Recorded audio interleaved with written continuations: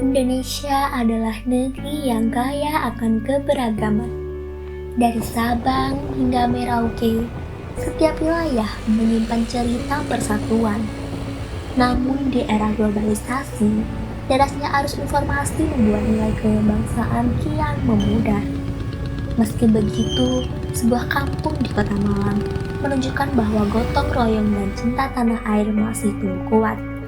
Kampung Warna-Warni Jodipan menjadi bukti hidup wawasan Nusantara dalam kehidupan masyarakat.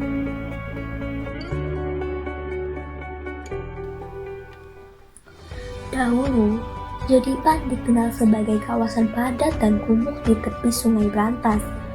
Sampah menumpuk, rumah-rumah reot, dan warga kurang peduli terhadap lingkungan.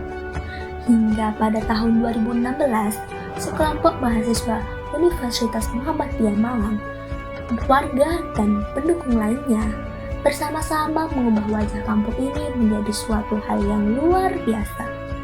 Kampung yang dulunya terpinggirkan kini menjadi ikon wisata Kota Malang dan dikenal dengan nama Kampung Warna-Warni Jodipan. Kalau awal dan mulanya kan dari mahasiswa UNM ya, KKN di sini selesai terus mengadakan pengecatan itu aja. Pengecatan itu sebetulnya cuma 10 sampai berapa rumah aja. Nah, terus kami tolak karena untuk kesenjangan sosial itu akan berdampak. Ya, anak-anak mahasiswa ini 9 orang minta saran dan pendapat, salah satunya bikin proposal. Proposal itu nanti diserahkan ke pabrik cat yang ada di Kota Malang maupun sekitarnya. Ya, nah, ternyata sampai berapa bulan tidak ada tanggapan sama sekali. Akhirnya salah satu produk lokal namanya PT Indana, ya, jetnya namanya Dekopres, itu memberi tanggapan. Nah, akhirnya kami disuruh datang ke sana, baik mahasiswa maupun tokoh masyarakatnya. Setelah mengajukan ke semuanya, disurvei, habis disurvei dilihat ternyata kok luas sekali. Nah, pihak PT Indana tidak sanggup, gitu kan. Berarti kalau tidak sanggup, proposal tersebut ditolak.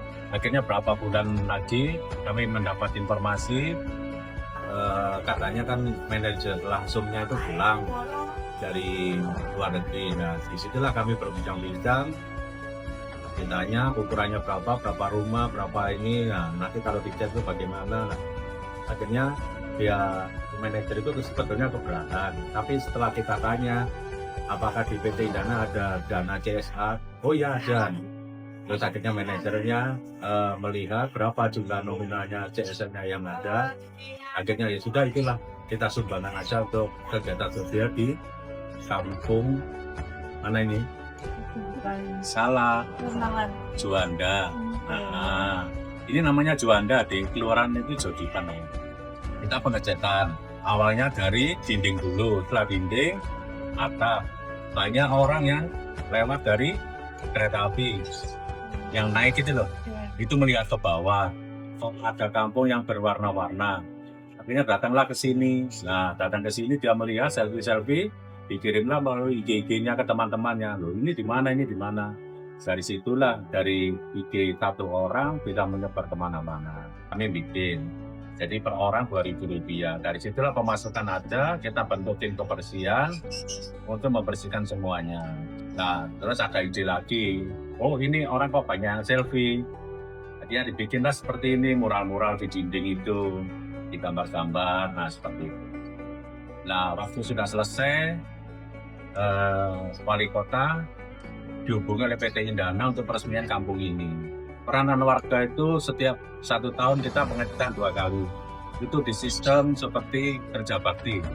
Pengecatan semua dinding di area RT-nya masing-masing dikoordinir oleh RT-nya. Nah, karena kita setelah CSR, kita sudah tidak dapat bantuan.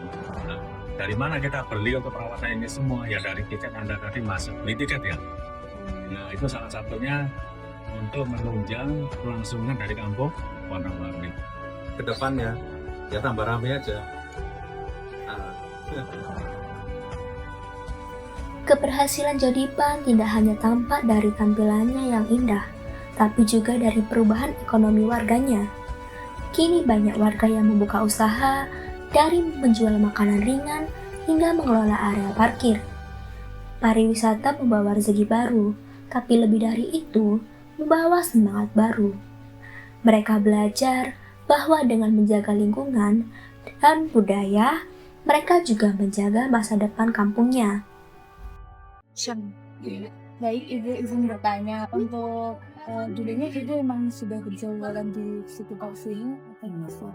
Ikut cuma ibu rumah tangga aja ya. Setelah kampung ini ada anak mahasiswa KKN ya, Ya, mereka mewarnai kampung. Mereka sebenarnya bukan bikin kampung wisata ya, mereka Iya. cuma menghilangkan kesan kumuh sama warga lebih peduli lingkungan. Tapi pengecatan belum selesai, banyak wisata masuk, akhirnya diresmikan jadi kampung wisata. berarti setelah menjadi kampung wisata ini Ibunya berubah mata pencaharian Iya. menjadi penjual ya Bu. Nah, untuk tantangannya di sini sendiri itu ada apa tidak? Ada sih bahasa Mandarin ya, otomatis ya, karena bahasa Mandarin itu sangat sulit ya.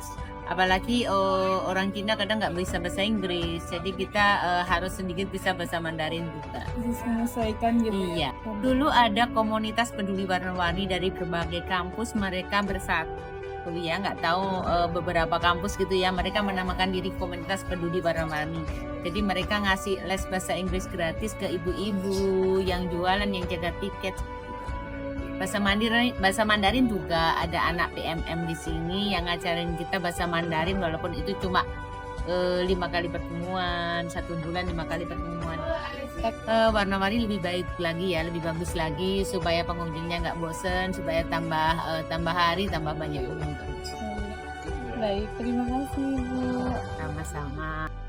Oke, kalau kesan aku pertama kali datang ke sini tuh pastinya ngeliat kayak kan beda sama tempat yang lainnya ya. Kalau di sini kampungnya tuh dicat warna-warni dan segala macem, terus juga ada gambar-gambar juga kayak gini kan dilukis gitu kan, beda sama tempat tinggal yang kita tinggali gitu. Kalau di rumah kan ya udah catnya gini-gini aja, dan kalau di sini kan memang ini kan kampung wisata, jadi ya apa ya, mungkin suatu hal yang baru juga buat aku melihat rumah bisa dicat warna-warni. Karena kebetulan tadi sebelumnya juga aku kan ada wawancara ke ibunya yang salah satu pengurus di sini. Jadi di sini kelihatan banget sih gimana mereka gotong royong dan guyub rukunnya, karena sebagai ini kampung warna-warni sebagai kampung wisata itu kan tentu banyak banget pendatang dari entah dari turis ataupun dari warga lokal sendiri. Nah itu kan dengan kata lain mereka kan harus menjaga kebersihan dan segala macam, terus juga harus apa sih namanya kayak sopan santunnya, kayak gimana menjamu turisnya dan segala macamnya. Itu kan juga bukan sesuatu hal yang kayak individu aja ngelakuin, harus semua itu harus bareng-bareng ngerjain kan, apalagi untuk masalah sampah. Kalau kesadaran kebangsaan mungkin kalau menurut aku kurang ya, karena lebih ke wisata foto-foto dan segala macam. Mungkin iya ada tentang dulu sebenarnya di depannya itu ada kayak topeng-topengan gitu, saya ingat aku, cuma sekarang ditarik karena satu dan dua hal. Terus sebenarnya ibunya juga sempat tadi bilang kalau turis asing ya, kurang tahu kalau turis Indo gimana, itu mereka belajar tari dan segala macam juga di sini. Mungkin itu juga sebenarnya bisa sih buat dimasukin ke nilai budaya. Ya, berkaitan dengan konteks wawasan Nusantara ya, dia kan suatu pengetahuan ataupun suatu wawasan-wawasan yang dimiliki oleh masyarakat ya, khususnya masyarakat itu dalam konteks berkaitan dengan konteks kesejarahan ya. Kalau sudah berkaitan dengan wawasan Nusantara, artinya masyarakat pun juga perlu tahu, ngerti Indonesia itu bukan hanya konteks Malang toh, misalkan karena saya di Malang maka Indonesia itu kayak Malang ya gini ya.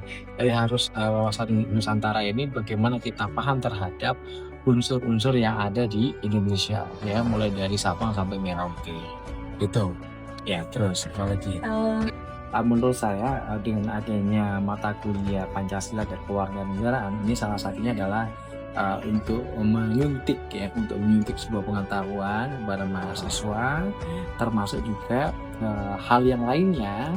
Nah ketika kemudian mahasiswa sudah minimal ngerti sejarah Indonesia gitu ya, nah ketika sudah ngerti sejarah Indonesia, artinya kan mahasiswa akan bisa mengembangkan bukan hanya kepulauan yang ada di Indonesia, kebudayaan yang ada di Indonesia, bukan itu, tapi bagaimana kemudian mahasiswa bisa mengupgrading ya, upgrading pengetahuan-pengetahuan yang berkaitan dengan Nusantara.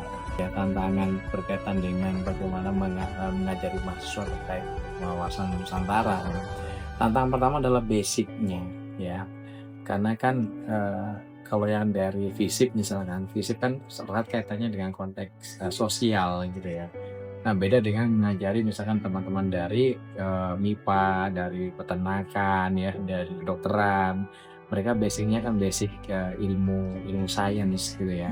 Nah, kalau kemudian dikaitkan dengan konteks kesejahteraan Indonesia yang kemudian dikembangkan ke hal-hal Nusantara itu, ya mereka sebenarnya menurut saya sih lebih menarik gitu ya. Loh, kok ada perspektif yang baru seperti ini. Nah, beda dengan teman-teman mahasiswa yang sudah berkecimpung dengan sejarah, ya kan. Jadi ada temuan di situ. Jadi memang respon mahasiswa yang kemudian social science dengan sains murni, ya, ketika belajar tentang kewarganegaraan Pancasila itu sangat beda. Tantangannya di situ. Jadi strateginya adalah pertama saya harus menyadarkan mahasiswa. Ya, menyadarkan dalam hal apa? Dalam artian bahwa teman-teman ini kuliah mencari ilmu ini sebuah momen, ya, pilihan, ya. Jadi jangan kemudian disia-siakan. Boleh kita belajar ilmu sesuai dengan bidang, tapi kan perlu belajar bidang-bidang yang lain. Ya, itu jadi secara yang pertama harus menyadarkan. Yang kedua, kita harus lebih friendly. Jadi dosen itu jangan sangat top down gitu. Kan misalnya banyak kan dosen-dosen yang harus berceramah, yang harus kayak gitu. Jadi kita ajak mahasiswa biar lebih friendly, ya, jadi enak ngomong. Kemudian wawasan Nusantara pada level mahasiswa, ya, paham tentang ya unsur-unsur kebijakan, unsur teritorial gitu ya, kemudian unsur budayaan, sosial, banyak hal ya gitu ya. Nah, maka dalam konteks ini mahasiswa memahami Indonesia itu bukan atas dasar pada di mana dia tinggal. Beda dengan konteks kan, kalau semakin banyak kita wawasan dalam hal kebudayaan, suku bangsa misalkan, oh ya Indonesia ternyata bukan hanya Tulungagung aja, ya. Ada Aceh, ada Minangkabau, ada Papua, ya kan, ada kemudian Sulawesi dan seterusnya, sehingga wawasan tentang identitas. Jadi identitas itu bukan hanya dikeluarkan saja, ya, tapi identitas itu dimulai dari sumber pengetahuan yang cukup tentang keindonesiaan, maka nasionalisme itu akan muncul, ya, gitu. Nah, sehingga ketika kemudian mahasiswa semakin paham tentang keindonesiaan, nah secara tidak disadari rasa untuk menjaga bersama itu akan muncul. Ya, itu akan muncul identitas. Sehingga nanti ada banyak perasaan untuk ini rasa untuk menjaga bersama gitu kan, ya. Maka di situ secara langsung mahasiswa pun juga akan memperkuat identitas Indonesia sebagai negara yang multicultural. Disinilah wawasan Nusantara benar-benar hidup. Masyarakat Jatipan mulai menyadari arti kebersihan dan kerjasama. Mereka tak lagi membuang sampah di sungai, melainkan bergotong royong menjaga kebersihan lingkungan. Setiap warna di dinding mencerminkan arti kebersamaan. Keindahan akan muncul bila semua saling berkontribusi. Gotong royong bukan sekedar tradisi, melainkan identitas bangsa yang harus dijaga. Di tengah globalisasi, masyarakat Jatipan menunjukkan bahwa nilai-nilai lokal tetap menjadi kekuatan untuk maju bersama. Wawasan Nusantara bukan hanya teori, tetapi adalah cara hidup. Cara untuk bekerja sama dan bergotong royong menjaga keutuhan Indonesia. Di tengah derasnya arus globalisasi, masyarakat Kampung Jatipan membuktikan bahwa cinta tanah air dapat dilakukan melalui tindakan yang sederhana, yaitu mulai dari gotong royong, menjaga lingkungan, dan juga bekerja sama merawat kampung warna-warni.